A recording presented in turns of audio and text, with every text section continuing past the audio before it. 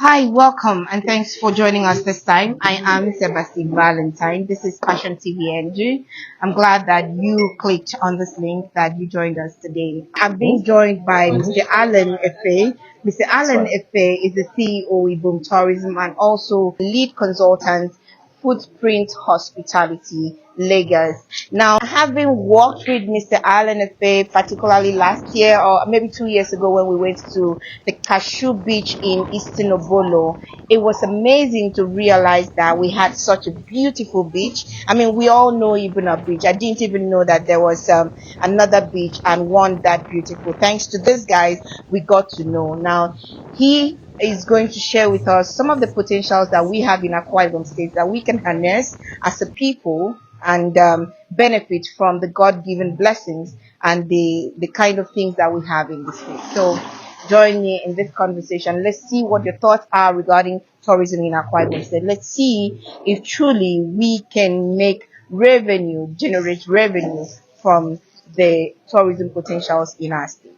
So thanks for joining me. Stay on the conversation. Drop your comments. There's a game at the end of this show, the Mother Tongue Challenge, and in there is something for you. So let's talk about tourism in Akwa Ibom State in the last 8 years, particularly under Mr. Udom Emmanuel's administration. Okay. You're smiling. Was it good? I'm smiling because I'm trying to be very technical about the restaurant. I think you should be truthful. Okay, so if I have to be truthful about tourism under Mr. Udom Emmanuel, I would say for the period he was a governor, tourism was good. The only thing that Akwa Ibom was known for during his tenure was the Christmas village, which was done by the Ministry of Tourism and Culture. Outside that, no other thing was paid attention to. So if I have to be truthful, I hope the truth doesn't put me in trouble. I would say that for that period of 8 years, everybody that has been doing tourism gave up on tourism in Akwa Ibom. But yes, I think there's a renewed hope. Renewed hope?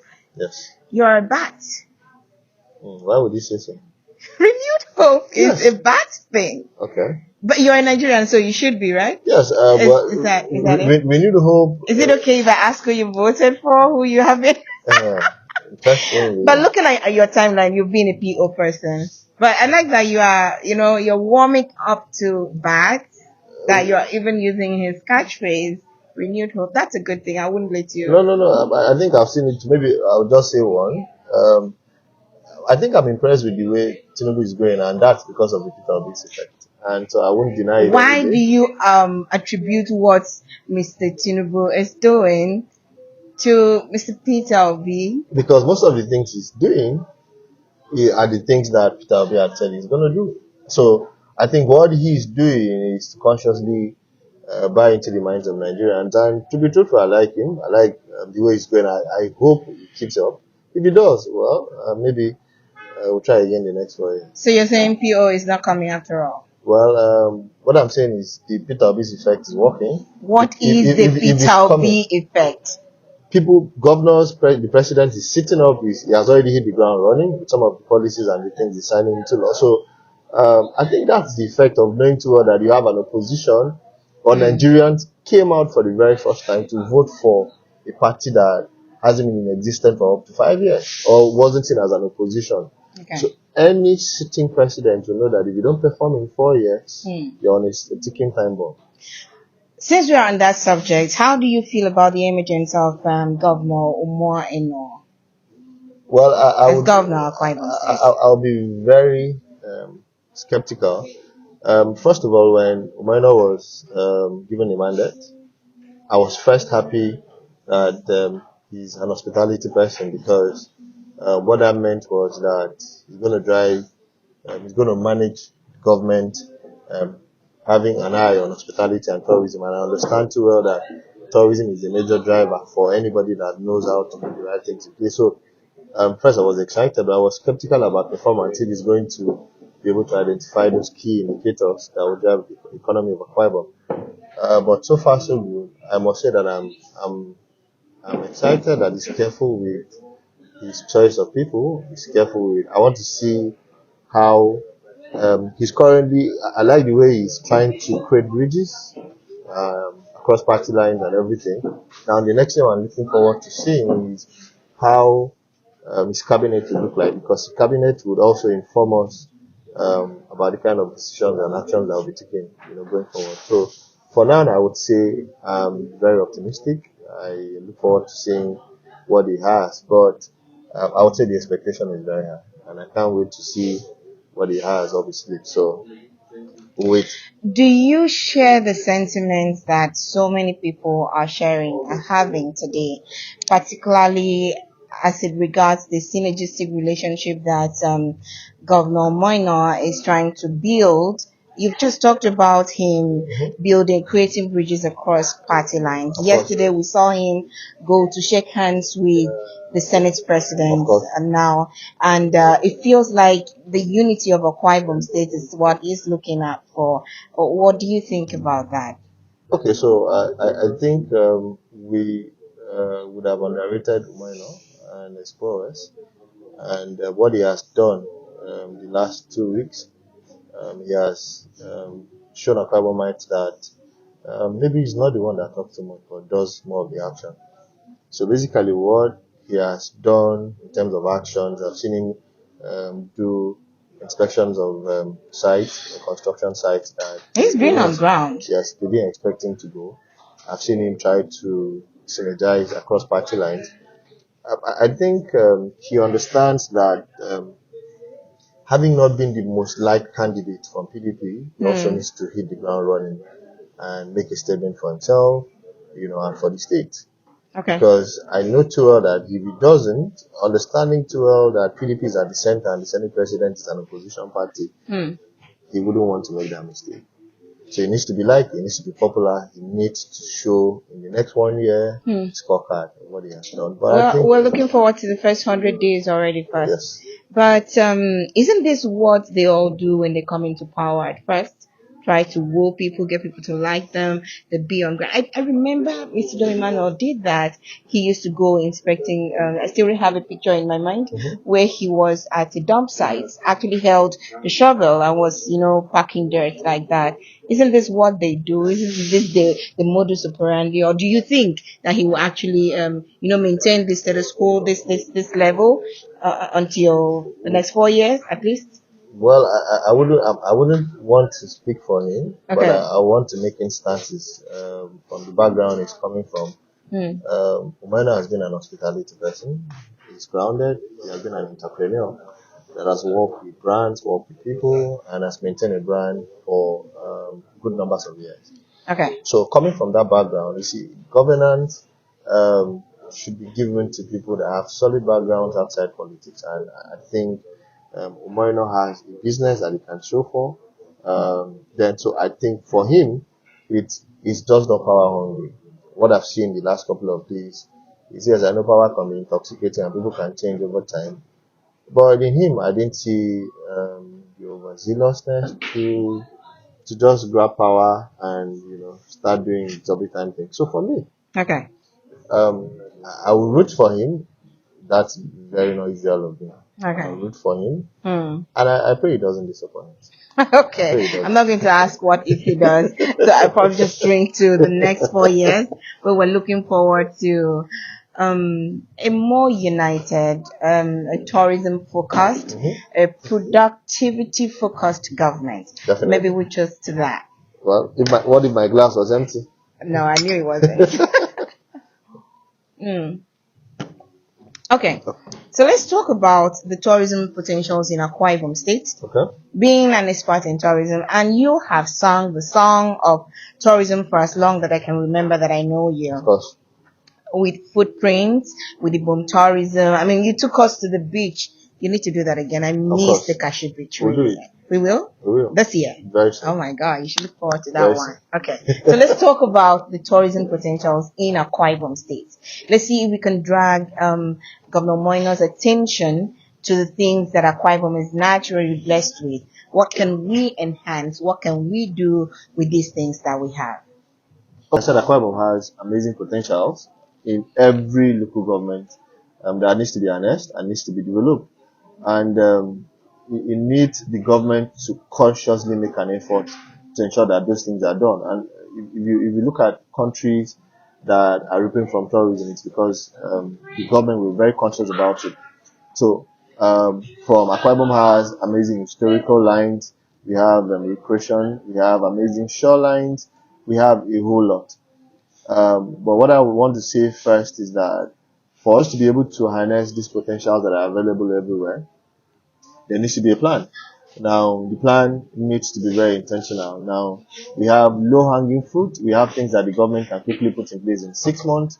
We have things that the government can quickly put in place for 1 year, for 2 years, and if the government can even put things in place for the next 4 years or the next 8 years for the subsequent government to actually work upon.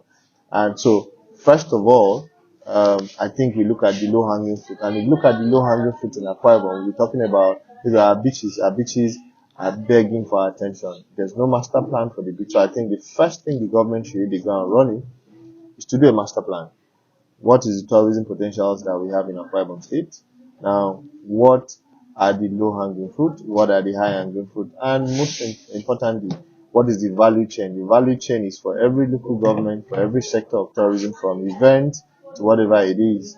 Now, who are the people that are going to benefit? Who are the people that are going to be the ones that enforce or enhance these tourism potentials? So I think the first thing the government should do is not even to hurry into developing this site. Take out time, even if it's a month or two, put a master plan in place, because that's what will guide the process, that's what will guide whatever is going to happen in the tourism sector in Akwa Ibom in the next 10 years, the next 20 years. So I think a master plan is needed. Now, if you're going to be to develop, what are the value chain? If the Sunobolo beach is developed, what is the value chain? If Itu is developed, what is the value chain? And I will make a critical example. If you go to Kenya and some part of Africa, what Itu has is a lot of potential. We can have a conservation in Itu, we can have a zip line in Itu, we can have a whole lot that happens in Itu, So it means that government needs to be intentional, and being intentional doesn't mean that you have to spend much money. You have to identify these things, create a PP partnership policy for investors. And trust me, there are investors that are willing and ready to come into Akwa Ibom if we have the right atmosphere, the right policy, and the government that is willing to partner. So I think Akwa Ibom has a lot to do, but we need to start it right. Thank you. You did talk about the fact that Akwa Ibom had up to 70 beaches. Yes. Is that true?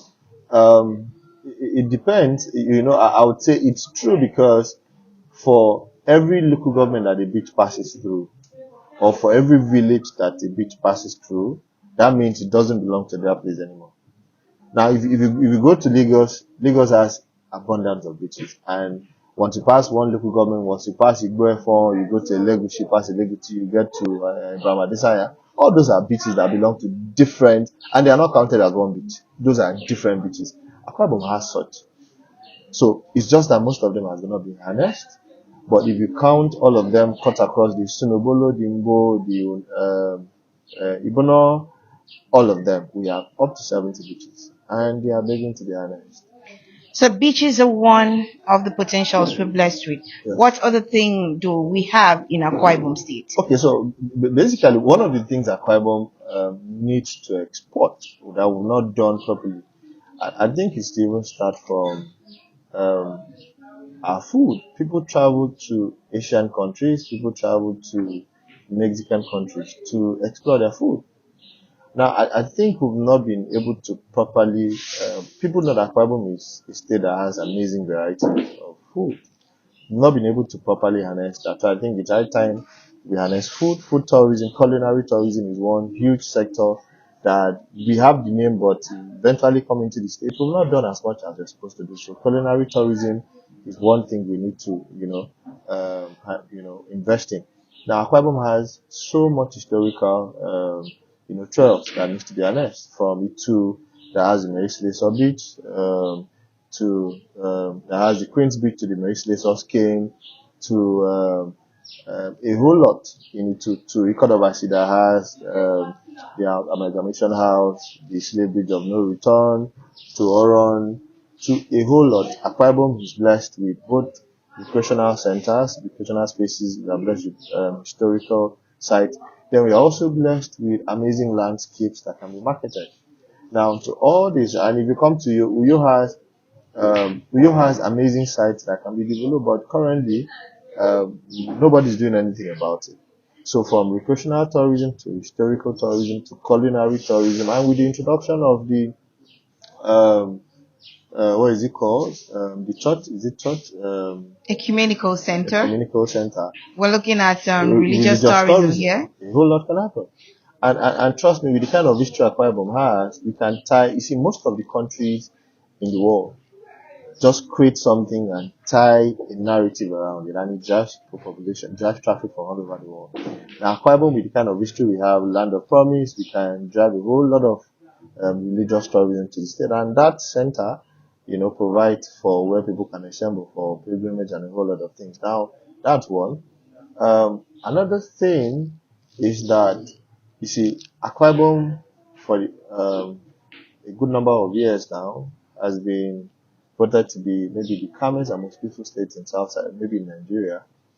Now, what that does for any state is that if you now have a MICE center, and I mean an international conference center, it will drive a whole lot of traffic because people are willing to go to a place that the people are hospitable, the food is nice, the hotels are good, they have places to visit.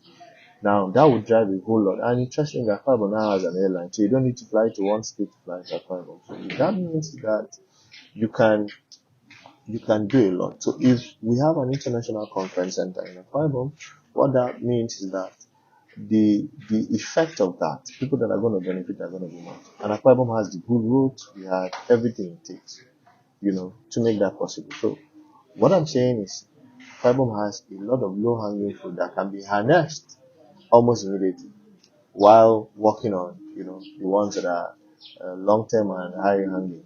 And so I think I wish to stop there, and I'm also open for consultancy with the state. I want to bear my ideas. I want to see tourism work in Akwa Ibom. And recently, we just inaugurated a tourism board tourism team in Akwa Ibom. That's NATOP. NATOP is National Association of Tour Operators of Nigeria, and that's because we have so many people that are into tourism in Akwa Ibom, but they don't have where to identify with. So we want to be sure we give them the right narrative, the right training to be able to market the carbon properly. So with that, I am very open. My team, we are very open to work with the Akwa Ibom State government because we want to give Akwa Ibom the right narrative. Hilda Bassi,